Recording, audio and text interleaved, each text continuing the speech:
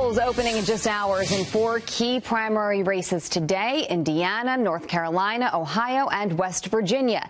And Democrats are hoping to turn the so-called blue wave into a tsunami in today's battleground elections. Can Republicans keep control in Congress? Joining me now to debate is Media DC political analyst Ron Meyer and Fox News contributor Richard Fowler. Thank you both for joining us. We appreciate it.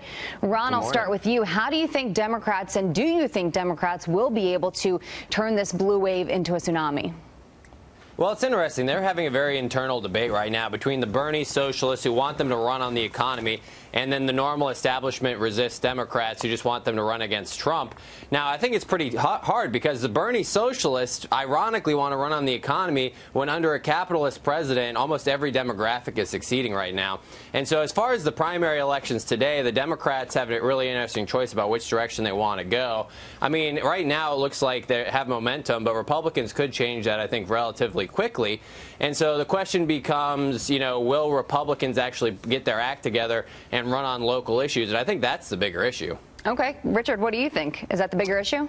I think local issues are going to be critical. I think we saw that in the Pennsylvania 18th a couple months ago where Democrats won overwhelmingly because our party is really concerned about, it has nothing to do with Bernie Sanders or nothing to do with the other wave, but it has to do with running candidates that understand the district and candidates that are willing to have the tough conversation with the American people. Let's take West Virginia, for example. So a couple months ago, there was a teacher strike where all 55 counties decided that all those teachers from those counties said they were going to go out on strike because they weren't getting paid enough. Who was there standing with them? Who was there supporting them? Joe Manchin. And they're going to remember him today, and they're going to remember him in November. And over and over and over again, what you're going to see is the Democratic Party having these really tough and honest conversations with the American people about how we lower prescription drugs, how we decrease the cost of early childhood education, and how we solve this opioid crisis. That's how we're going to win this election. Do you think that's going to be enough for them to win, Ron?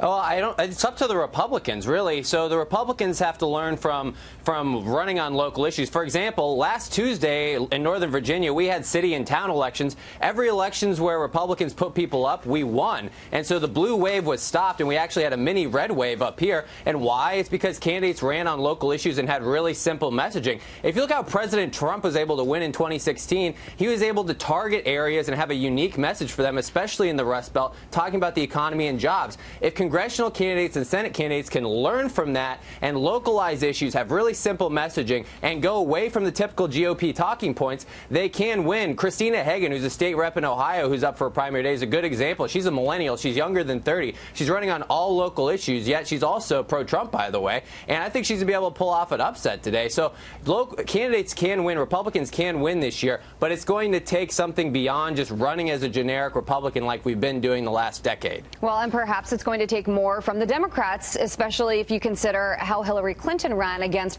now President Trump back in 2016, then candidate Trump. Because, Richard, you look at the fact that so much of her message was anti-Trump.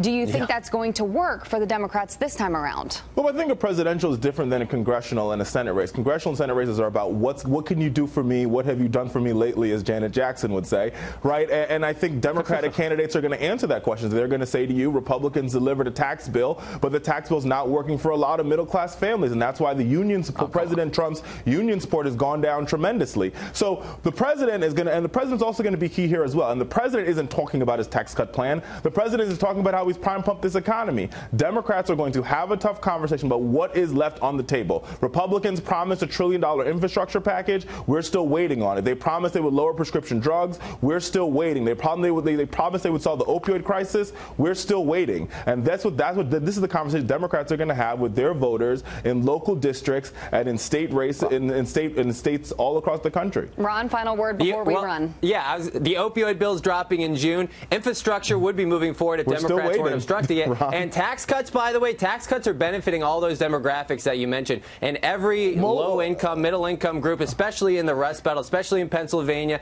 especially in places where Republicans need to win this year. So running against the tax bill, good luck to you, my friend. That sounds good, but here's the truth. The truth is, if you talk to people who live in Ohio, people who live in Kentucky, people who live in Indiana, they will say that the majority of the benefits from the tax bill went to corporations and not to working families. And that's the difference. I would love to listen to you guys all day, but we do have to go. Thank you, Ron Meyer and Richard Fowler, for joining us. Appreciate your time.